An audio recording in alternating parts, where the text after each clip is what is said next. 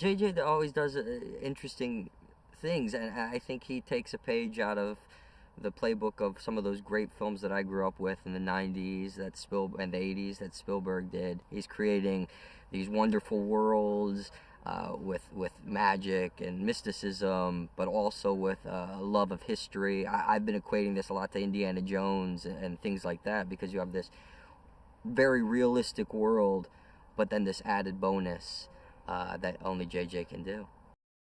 Tippett's a bit of a hard-ass, smart-ass, loudmouth. He's a New York guy who thinks he can win the war on his own, but he hasn't really seen any action. So when he gets dropped into D-Day, he's confronted with a lot of obstacles that he has to learn to overcome. Everyone in this unit deals with their fear in a unique way, in their own special way, and usually Tippett's is to bust chops. You have Boyce, who is the green guy, and he's very bright-eyed and bushy-tailed, and he really wants to prove his worth as a soldier, and he's certainly underestimated by everyone in the unit. Then you have Ford, who's kind of the hard, salty commander of the unit, who's seen action, who's been through Italy, who knows the ropes, and sort of guides us through it. You have Rosenfeld, who's just kind of a sweetheart, lovable kind of sweet guy.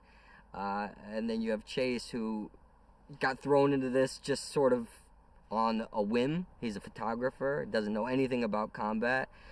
He just wants to take pictures, and next thing you know, he's fighting off Nazis.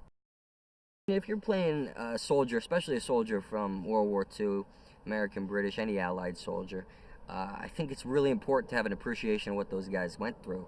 Luckily, we had this boot camp with Sergeant Freddie Joe Farnsworth, who really kicked our asses.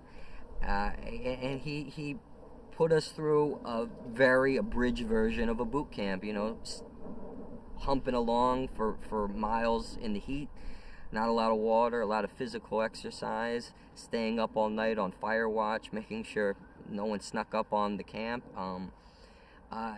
And just going through that, being with these strangers, anyone, you'd start to form a bond with these people because you're going through a rough experience together. So being with these guys for that week of boot camp right away started us off bonding, and started to throw us into our roles as the characters, and started us understanding how we would operate in the field and how we would approach this situation. It also gives you a huge appreciation for what our military goes through. The action stuff is always exciting. Today we're shooting a thing in the town where, Nazis come in and we're shooting them up and they're shooting at us, and it's always fun to be a part of those action sequences. It pushes you as an actor because it's really physical, but it's also really exciting to watch on screen. So when you're doing it and blasts are going off and buildings are falling apart and people are getting shot, it's that it's going to be an exciting moment. The audience is going to really have a fun time with that. The boot camp really prepared us for that jump scene, and again they had this amazing fuselage built to scale of the real plane that these guys were jumping out of. It's close quarters, it's very difficult to shoot in.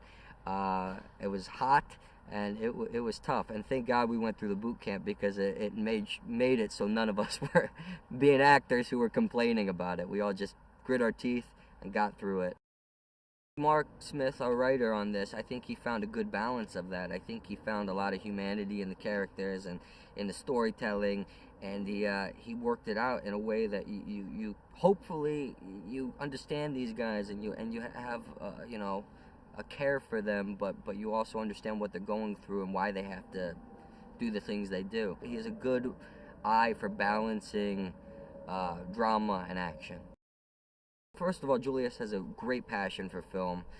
He has a deep appreciation for the genres that influenced this film. Films of the 80s and 90s, films of people like James Cameron and Ridley Scott and Spielberg, which I think this film takes a lot of influence from. He knows that stuff like the back of his hand. and he really has an eye for it. So someone telling that kind of unique story, which isn't told a lot nowadays, I think Julius is the guy to do it. He has such a love for it. He has such an eye for the action, but he also appreciates this era. I think their journey is a lot of shocks, a lot of scares, also a lot of excitement, and a lot of fun at the end of it.